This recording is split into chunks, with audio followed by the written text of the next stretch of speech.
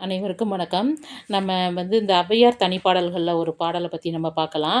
நம்ம எப்போதும் பார்த்தோம்னா, நமக்கு மிக ப ந நமக்கு எப்போதும் பயன்படுத்துற வாக்கியங்கள்ல சில சொற்றொடர்கள் என்னவா இருக்கும்ன்னு சொல்லி பார்த்தீங்கன்னா, ரொம்ப நமக்கு பரிச்சயமா இருக்கும், பிரபலமா இருக்கும். நம்ம அடிக்கடி அத பயன்படுத்தி கூட இருப்போம். ஆனா, அதற்கு முன்னாடி, பின்னாடி உள்ள வரிகள் என்ன? அதை யார் பயன்படுத்தினாங்க? அப்படிங்கிறது சில சூழ்நிலைகள்ல நமக்கு தெரியாம கூட போயிருக்கலாம். அந்த மாரியான ஒரு பாடல எடுத்து தான் நான் இன்னைக்கு போட்டிருக்கிறேன். "வேழம் உடைத்து மலைநாடு மேதக்க சோழ வளநாடு சோறுடைத்து பூழியர்கோன் தென்னாடு முத்துடைத்து தென்னீர் வயற்தொண்டை நன்னாடு சான்றோர் உடைத்து." அதாவது மலைநாடாகிய சேர நாடு யானைகளை மிகுதியாக உடையது.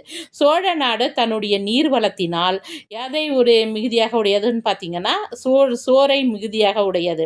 தென்னாடாகிய பாண்டிய நாடு முத்துக்களை மிகுதியாக உடையது.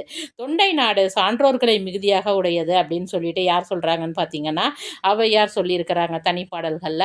இந்த மாரியான பாடல்களையும் கொஞ்சம் பார்த்துட்டு போகலாம் எக்ஸாமுக்கு போகும்போது. நன்றி, வணக்கம்.